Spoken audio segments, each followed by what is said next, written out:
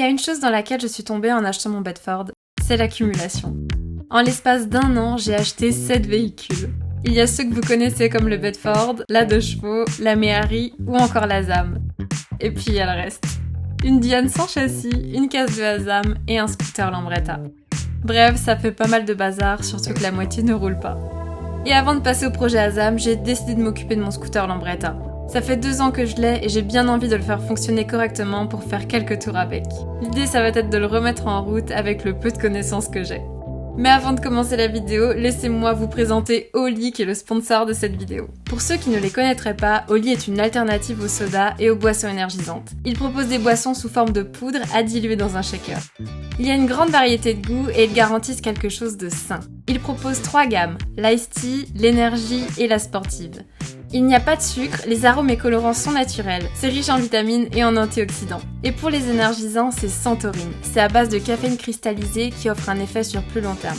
Le gros avantage de cette solution, si vous êtes un grand consommateur de ce type de boisson, c'est l'aspect écologique. Puisqu'un pot équivaut à un peu plus de 50 canettes, alors c'est moins de déchets. C'est aussi un chouette moyen de rester hydraté sans faire d'excès de sucre. Personnellement, mon parfum préféré reste la saveur pêche de la gamme Hydratation qui est vraiment chouette. Si vous souhaitez découvrir la marque, je vous conseille de choisir un des packs découvertes. Ce sont des box avec les différentes saveurs proposées, ça vous permet de les tester et de savoir quel goût vous plaît vraiment avant de pourquoi pas passer à un pot. Pour les curieux, il y a un petit code Maeva5. Il vous permettra de bénéficier de 5 € de réduction lors de votre achat. Et si vous passez par le lien en description, la réduction s'applique automatiquement. Alors encore merci à eux pour leur soutien et moi je vous laisse avec la vidéo.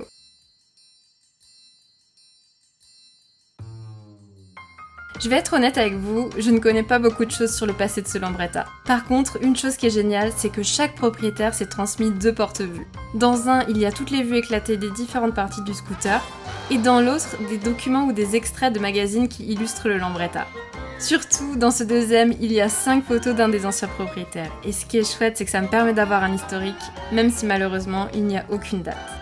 Je sais donc qu'il a été refait à neuf, mais qu'il a sûrement été accidenté quelques années plus tard, puisque l'arrière est pas en grande forme du tout. Mais bon, ça je m'en occuperai une autre fois. Il a bien démarré pour la vente, mais le but c'est de le remettre en route pour faire un tour avec. Par contre, depuis avant je vous parle de la marque Lambretta, mais quelques jours avant d'acheter ce 125 LD, je n'en avais jamais entendu parler. Et au premier coup d'œil, ça ressemble juste à un Vespa. En me renseignant sur l'histoire de la marque et de ce modèle, je me disais que ça valait quand même bien le coup que je vous en parle un peu. Alors écoutez, je lance la projection.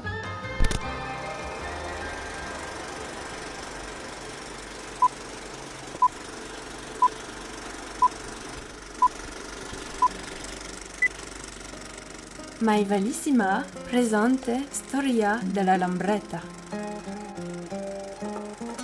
Tout commence dans les années 20 quand un certain Ferdinando Innocenti, un ancien forgeron italien, lance sa société éponyme pour commercialiser son invention, le tubo Innocenti, qui est un échafaudage avec des manchons à raccord rapide. Après la Seconde Guerre mondiale, Ferdinando décide de se reconvertir dans la production de scooters et participe de façon active à la motorisation des Italiens. Il va créer la marque Lambretta Innocenti en référence au quartier où se situent ses usines, Lambarde. Il n'est pas le seul à avoir saisi cette opportunité puisqu'un an auparavant, en 1946, Piaggio a aussi lancé sa marque de scooter qui n'est autre que Vespa. Les premiers scooters Lambretta équipés en 125 affichent un design très minimaliste. Ce n'est qu'à partir des années 50 avec les éditions luxe comme le LD que Lambretta va vraiment marquer un tournant. Il ressemble comme 2 gouttes d'eau au Vespa, sauf que son moteur est centré. C'est ce confort de conduite qui va propulser Lambretta dans les 4 coins du globe. Ils seront notamment produits en France, à Troyes, et porteront même un badge des usines. Seulement, dans les années 60, quelques temps après la normalisation de la voiture dans les foyers, Lambretta, qui propose toujours de nouveaux modèles de scooters sans réellement connaître le succès des années 50, finit par disparaître en 1972. En revanche, ce n'est pas la fin de la firme Innocenti qui continue de faire tourner ses usines grâce à la production de voitures. C'est Luigi Innocenti, le fils de Ferdinando décédé quelques années auparavant, qui a pris la direction et fera produire par exemple le modèle Innocenti Mini Burton ou encore la Mini Cooper suite à un accord avec British Motor Corporation. La marque qui appartenait à British Leyland sera ensuite rachetée par De Tomaso, puis dans les années 90 par Fiat.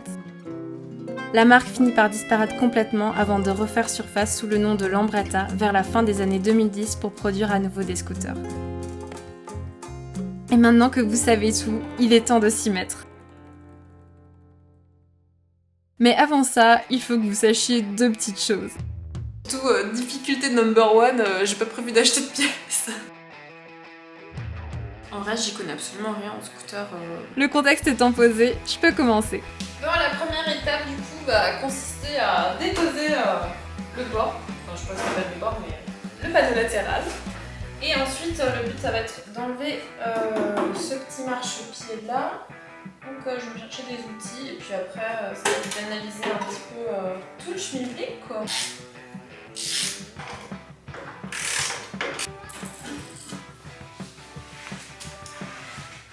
Il est enlevé.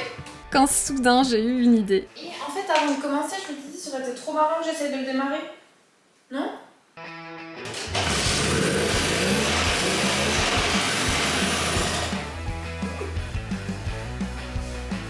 D'accord, si je vais l'essayer.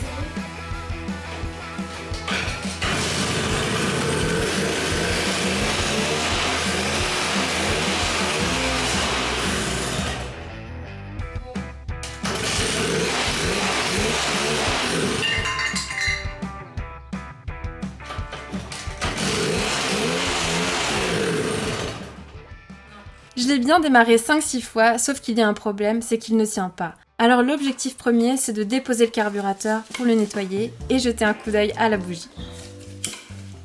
Alors j'ai peur quand même de casser.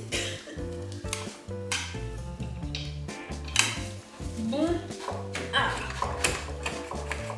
Voilà. Parfait. Voilà. Le carburateur est libre. Donc, voilà à quoi ressemble notre petit carburateur. On peut le regarder d'un peu plus près là.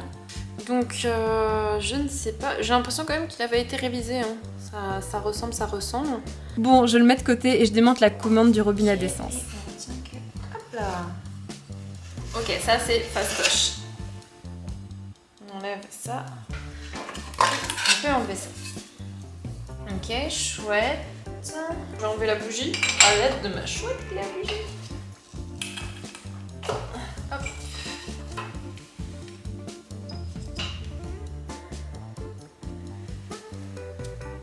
Elle est un peu huileuse, hein. C'est pas normal, non?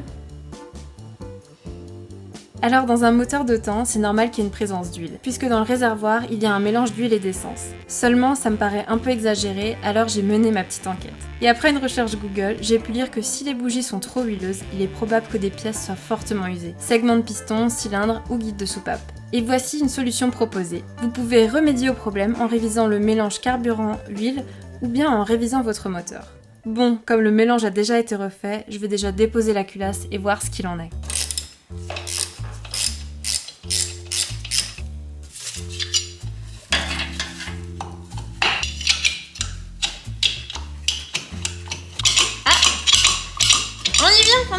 On y vient.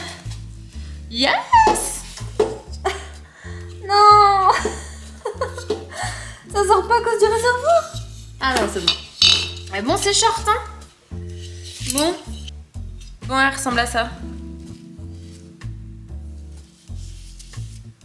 Bon, bah effectivement, là-dedans, il y a de l'huile. Hein. Merde, il est tordu. Oh non. Non, c'est pas grave. Il a l'air assez souple. Donc, c'est pas trop un problème. Bah du coup, qu'est-ce que je fais maintenant? Vous pensez que c'est une bonne idée ce que je fais? Moi, je crois pas.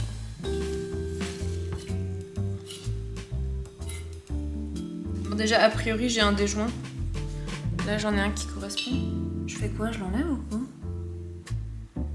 Bon, c'est vrai que ça a pas l'air très étanche. Après, si j'enlève, est-ce que je risque pas de pas réussir à le remettre?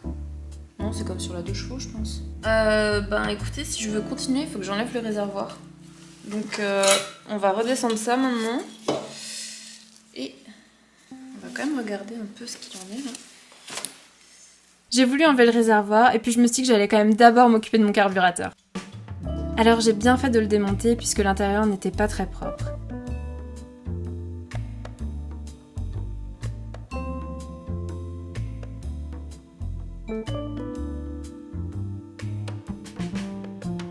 Et après quelques minutes de démontage, j'ai pu tout mettre dans le panier et le glisser dans le bac à ultrasons.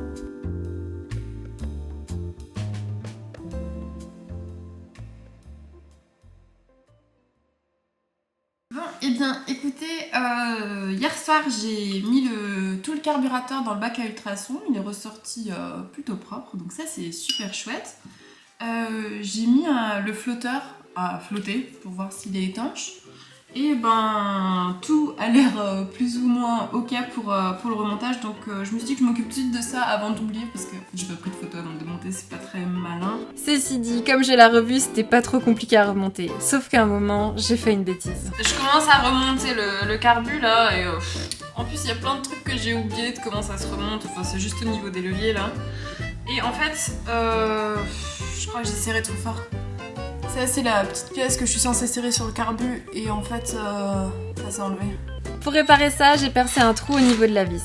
J'ai ensuite cherché une longue vis que j'ai raccourcie et j'ai pu remonter le tout avec de nouveaux joints. Ça devrait être suffisamment étanche, il y a un joint dedans. Donc voilà, le carburateur est terminé. C'est vraiment parfait. J'ai ensuite tenté une nouvelle fois de déposer le réservoir jusqu'à que je me rende compte que la goulotte de réservoir se démonte. En fait, ça m'est venu parce que je suis allée voir des photos sur internet et j'ai vu que y avait des gens qui avaient le moteur en place sans le réservoir. Alors je me suis dit, bon, c'est que ça doit être possible quoi. Mais bon, ça a quand même l'air plus ou moins gagné. Hop! Et voilà! Ça fait des petits problèmes en moins quand même. Une fois le réservoir déposé, j'ai pu retirer le cylindre et enlever l'ancien joint. Bon, ça avait pas l'air très étanche.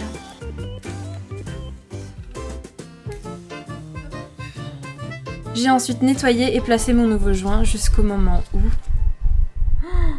À ce moment-là, je viens de réaliser que mon Lambretta n'est pas équipé d'un moteur 125 cm3 comme indiqué sur la carte grise, mais d'un 150. Oh non!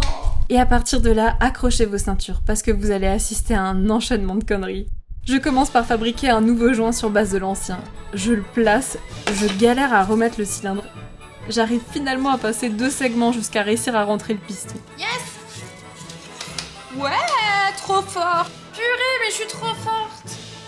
Sauf qu'une minute après, je me rends compte que le moteur est bloqué et surtout je vois un morceau de segment dans le sol.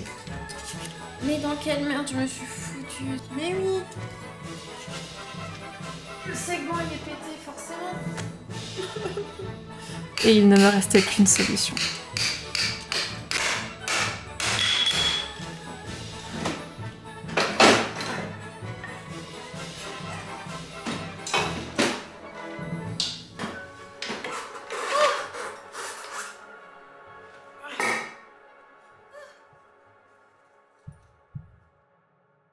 Ce jour-là, j'avais fait assez de bêtises, alors j'ai attendu le lendemain pour me pencher sur ce problème.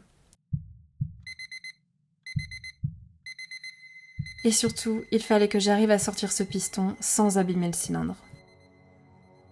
Donc hier j'ai mis une tenaille pour pas que ça retombe, mais en gros, notre cylindre se déplace correctement jusqu'à un certain point.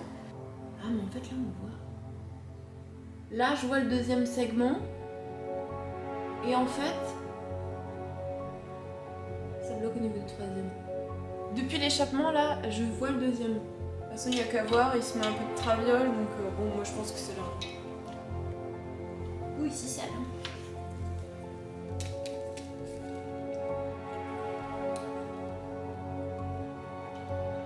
Et après quelques minutes... Je vous reprends au vol parce que j'ai réussi.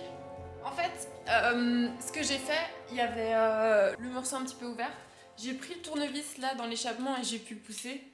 Et regardez, ça là, trop cool. Ah comme je suis heureuse. Voilà. Oh purée, je suis trop forte. Après ça, j'ai retiré le circlips et l'axe pour déposer le piston. En attendant de recevoir les pièces pour réparer mes bêtises, j'ai nettoyé le moteur et la boîte.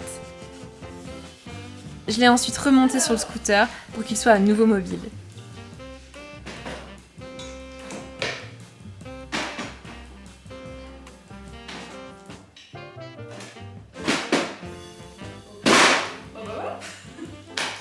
J'ai replacé les supports moteurs, j'ai pu remettre la roue et l'enlever de ses câbles.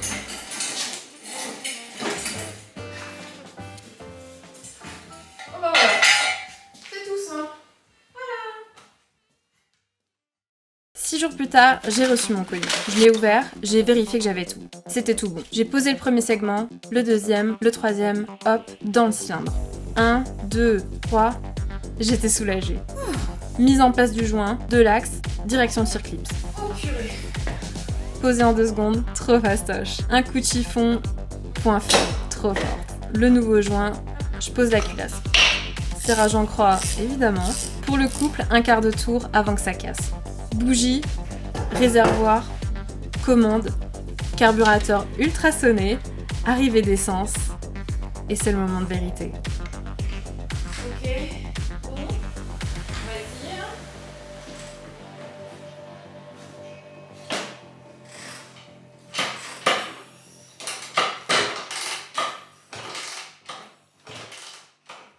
Bon, comme ça démarrait pas, il a fallu trouver la panne. J'ai commencé en mettant du nettoyant frein dans le carburateur.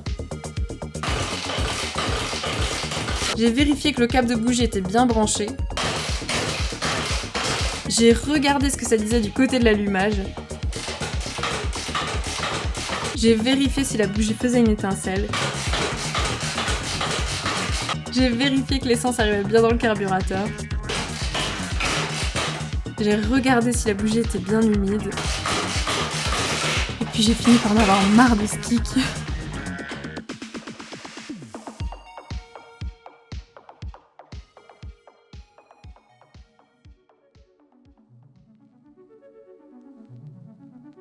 Il est minuit 42. J'ai tout démonté, ce que j'avais déjà remonté aujourd'hui. J'ai essayé de tout reprendre. Avec mon père, on a passé environ 1h30 à essayer de trouver une solution. Il y a de l'étincelle, il y a le carburant qui arrive, le carburateur est propre, la bougie est humide. Et en fait, je sais pas ce que ça peut être. Alors, il y a sûrement un problème d'allumage, mais honnêtement, j'ai regardé. Je sais pas, j'ai pas de pièces sur moi, je sais pas trop. J'ai encore essayé là, avec du nettoyant frein. Je pense que c'est pas pour aujourd'hui, c'est tout, et on verra. Il me faudra encore quelques jours de recherche et de travail pour trouver la panne et le remettre en route. Alors je vous dis à bientôt pour un 2e épisode.